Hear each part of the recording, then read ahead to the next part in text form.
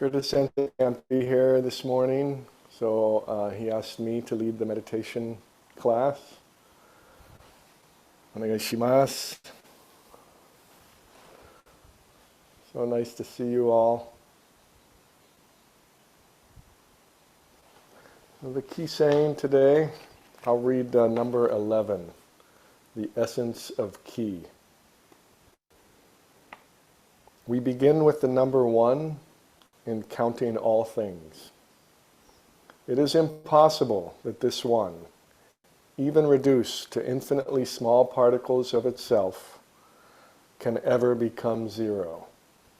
Because just as something cannot come from nothing, one can never arise from zero.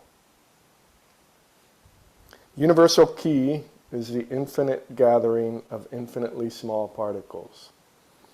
This universal ki condensed becomes an individual, which further condensed becomes a one point in the lower abdomen, which in turn, infinitely condensed, never becomes zero.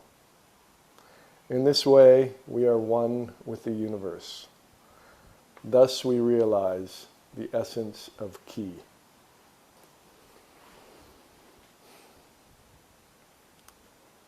So, many of you know that Curtis Sensei just returned last month from teaching seminars in Europe. And I attended 2 out of the 3 seminars as Sensei's Otomo. And I thought I'd talk a little bit about just the experience of doing this and how that relates to our meditation practice, how that relates to some of the things that Curtis Sensei has been talking about recently. So this particular experience was quite unique in the sense that it had been 3 years since we had done these seminars.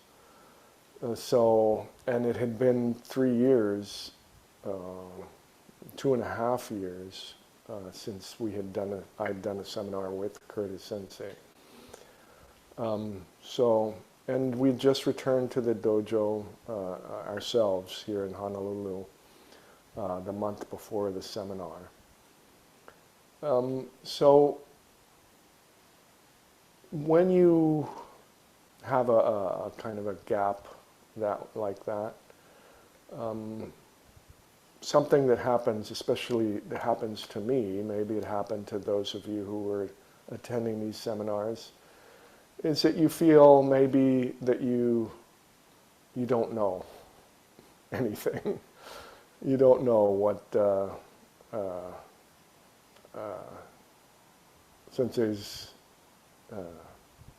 exploring or going through, teaching. You don't know them maybe as well as you thought.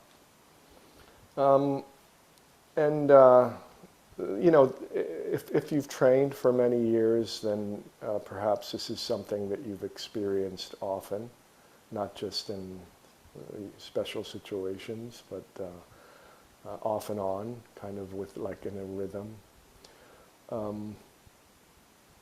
At least for me, this is something that I go through quite a bit. And I wanted to share that this is a very positive thing. There's one thing to be confident, but another thing is believing or thinking that we know when we actually don't. And Sensei's always talking about being open, right? And how can we be open, right? The way to experience this openness is to let go of what we think we know, right? There's understanding, there's clarity, but then there's also belief and thinking that we know things. So this is a important distinction, I think, and um, the experience for me in these seminars in Europe, I wasn't maybe as quite sharp in the Otomo department, and so there were a few times when things were forgotten. But all of this experience, all of going through that and how the ego feels, defeated or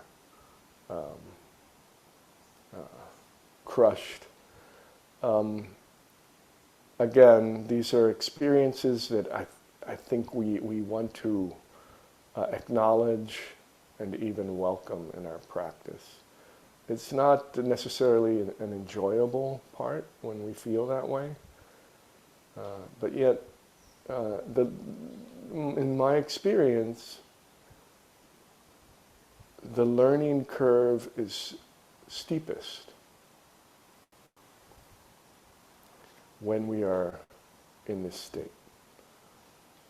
And this is something that doesn't get talked a lot about in Aikido. I think maybe in some other disciplines they may mention this. Of course, it is related directly to what we call beginner's mind. So being like a beginner, not knowing. And as we get more and more experience, this becomes very, very difficult for us. And so I learned a lot in these seminars. Sensei was talking a lot about rhythm and kokyu, and those things really started opening up for me during these travels, because of this kind of gap and not feeling particularly confident. So I'd like you to sit with that this morning, and we can listen to any comments or anything you'd like to express related to this. I think it's an important topic for all of us. We all go through it. We don't always talk about it when we're with each other on the mat, but it's a good thing to recognize in our training. This idea that we have these, we put on this kind of facade or this cover to help us appear more knowledgeable than maybe we really are. So something for all of us to consider.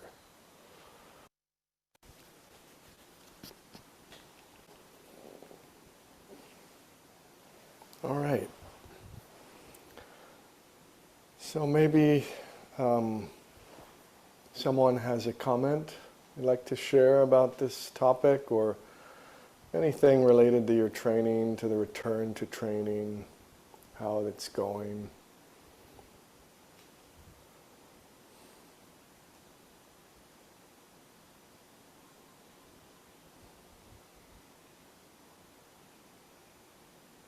So, good evening, everyone.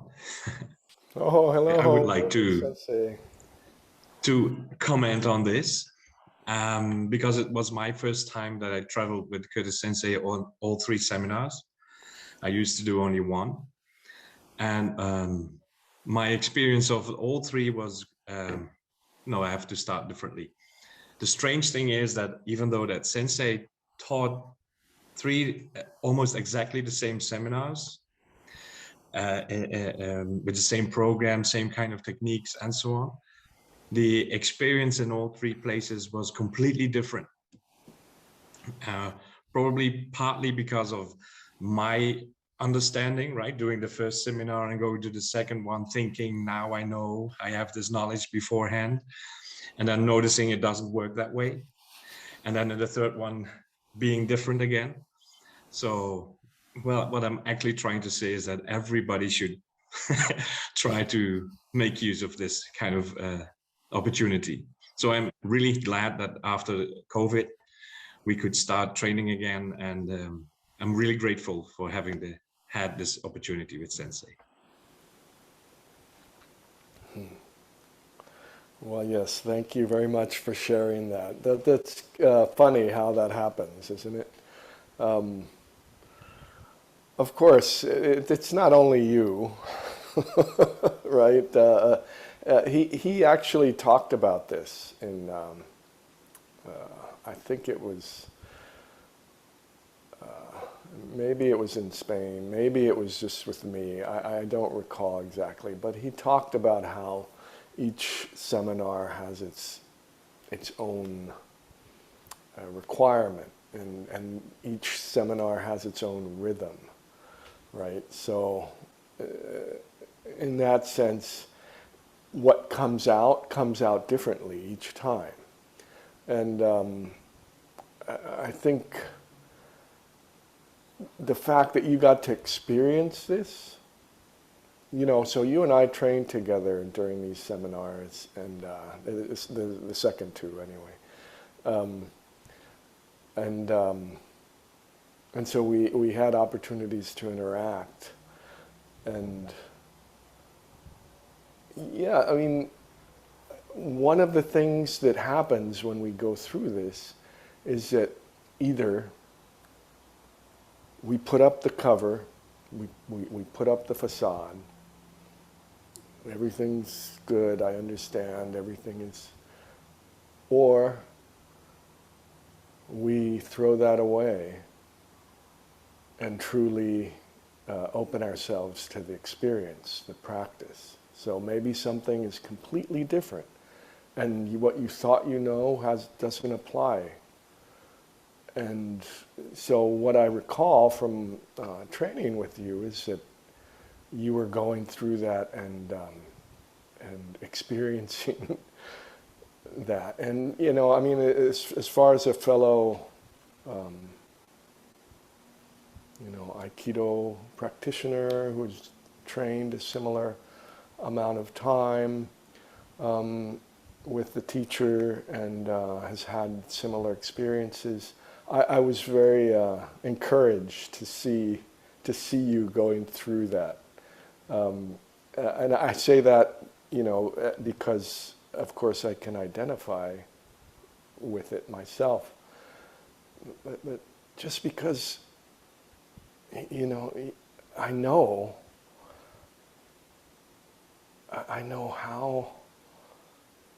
how significant the experience is when we allow that to happen, when we allow the facade to fall away. And so I don't want to say more about our interactions there, but I know because I was there. I mean, it was wonderful, and I think you can acknowledge that as well. That there was this tremendous letting go taking place there. And, you know, I was going through, I mean, it appeared in me differently than in you, but I was going through very much the same thing.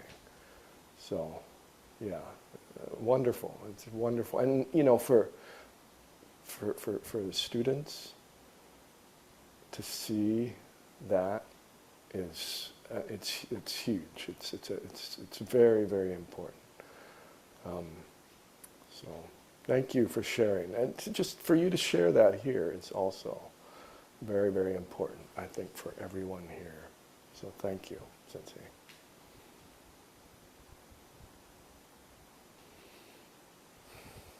Anyone else? Hello, Sensei. Morning. Yep. Hi. Hi. Yeah. Coming back to the dojo is really good. Of course, there's always blocks trying to happen, you know, of why you can't go or go. But anyway, Curtis Sensei taught meditation seminar to the public, special training. It was in the middle of the week, and I was determined to go.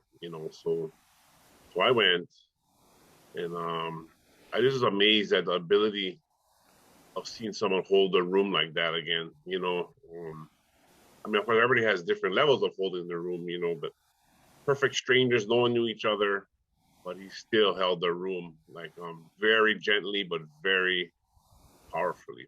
So it was a great experience to train one-on-one, in person with him again, which is because you can just feel just the way he broke it down. I've heard the breakdown before, but like much different than, of course, because of the experience of different times. Yeah. And then, but yeah, it was good just to say, have seminars, maybe go, it's probably be pretty good for you. But anyway. Thank you, David. It's so nice to see you. Uh, um, there may be people here who might not understand what you mean by hold the room. Could you explain that a little more for people? Um, I guess there's just so much presence in him that everyone else just joins in quite easily, actually, quite quickly, to be honest. Perfect people who never trained before. Some have experienced meditation, but of course their experience was way different than their previous meditation experiences of their practices. And yeah, hold the room. Of course, he says that a lot, right? Hold the room. But you can actually feel it when you're sitting there when he's giving a talk, in our circle or whatever. You're definitely getting help, or doing Otomo, like you said, it's just, you're in a presence of presence, I guess. I don't know how to explain that. Yeah. No, that was good. I like that. Yeah. You said earlier that everybody joins in the experience. Yeah. That's a Right. really good way to put it. And then, yeah, being around presence, right? That's another very good way to put it. Yeah. And yeah, one time I had to, I agreed to do a meditation seminar, kind of an introductory meditation. It was part of a multi-martial arts event at the University of Hawaii. And there were maybe 80 people. And so a big group. And so there was this one person who was sitting kind of almost directly in front of me and just a little bit to the left. And so when we were doing meditation, I described it, and then we went through the process. And so I would open my eyes and look around and see how everybody was doing.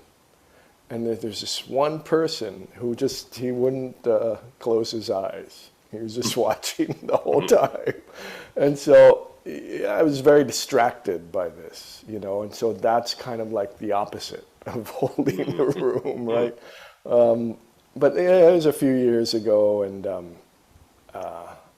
I mean, when you have that larger group, it's hard to attend to everybody individually. But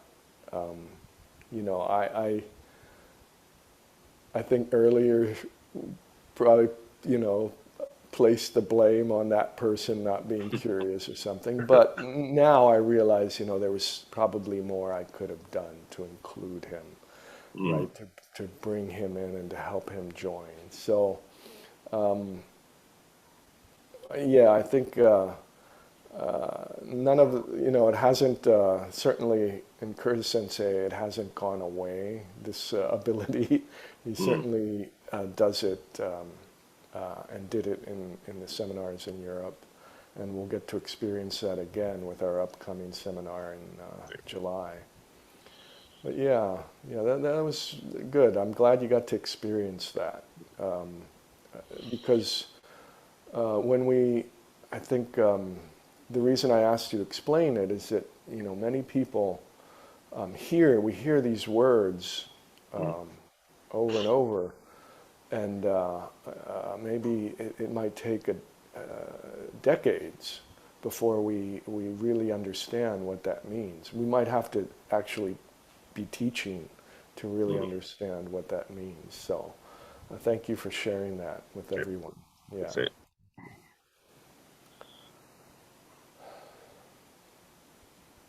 Well, I see we've reached our hour.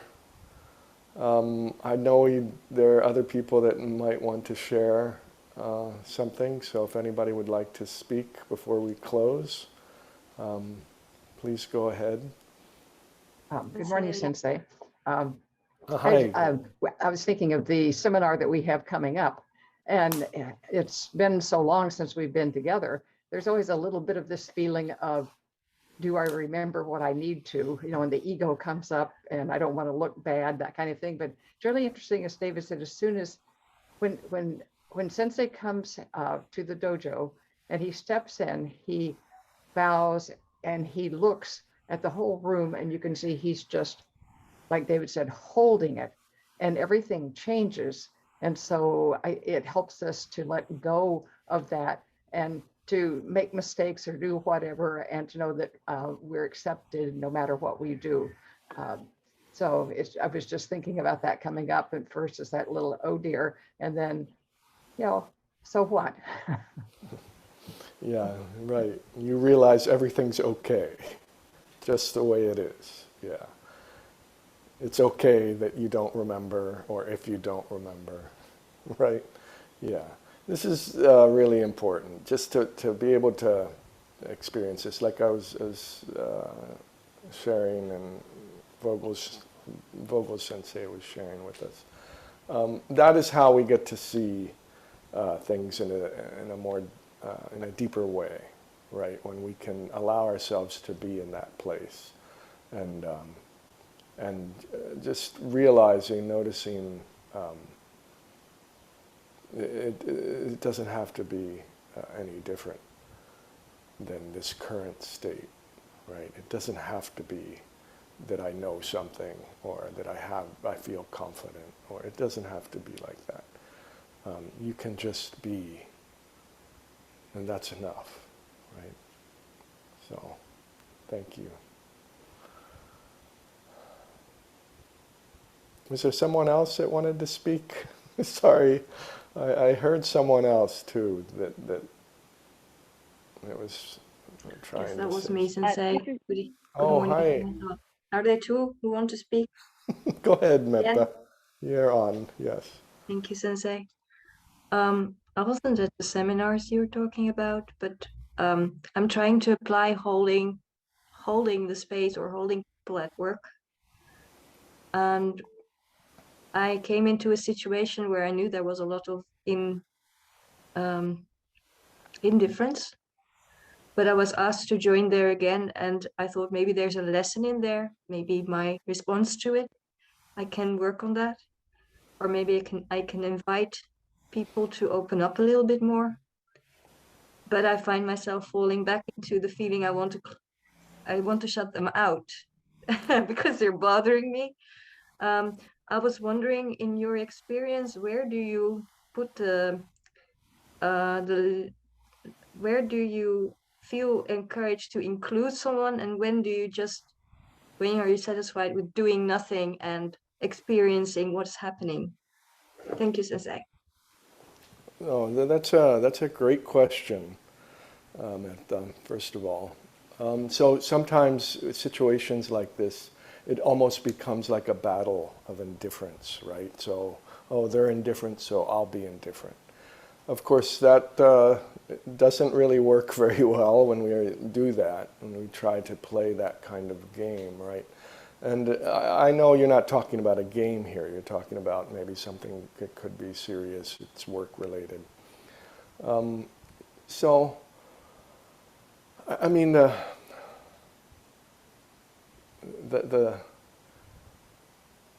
lessons in all of this, and I think you understand because you're asking, and so in your question I think the answer is already there. It's when you feel that, especially in a group setting, right, indifference or some kind of antagonism or something to that effect. Sometimes we need to pay more attention. And by that I mean share our attention with people that are expressing themselves in this way.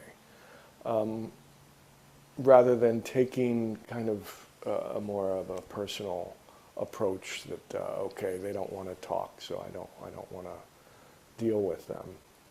That just creates more separation, right? So, and sometimes we need to shower our friends, coworkers with interest, with kind of curiosity. It doesn't mean we should expect necessarily any change from them, but just that shift is what matters, right? So if you have a room and it's a room full of anxious people, then what's going to help the room, right, is becoming calm. That room suddenly has one more person in it that's calm. So in the same way, by being curious, by being forward and giving attention in this way, it's like one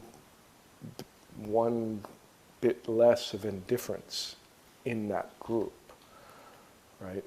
And again, we have to be careful because sometimes when we make changes like this in ourselves, we do it with a purpose, and the purpose is to get others to change, right? But if you, with some experience, you'll see that no, that's not the point. The point is that the shift itself, and doing it just because you know, again, getting back to knowing, something deep inside of you knows that this is the way to be. And not take personally whatever you get back from them. To just, keep going. And see how things develop. I think you'll be pleasantly surprised. But again, this can take, change is very slow to happen. We can make a shift maybe not so easy for others. And when we approach that way, with that kind of mindset, that kind of understanding, then we're not so affected by what others, their attitude or their demeanor. So thank you for that. That's a great question, and of course, give it a try. I know it's in you. This part, I've seen it. So, well, I think thank you, everyone. Thank you all for your comments and for going through this hour plus with me. Curtis Sensei will be back next weekend. But thank you for allowing me to lead the class today. Domo arigatou gozaimashita.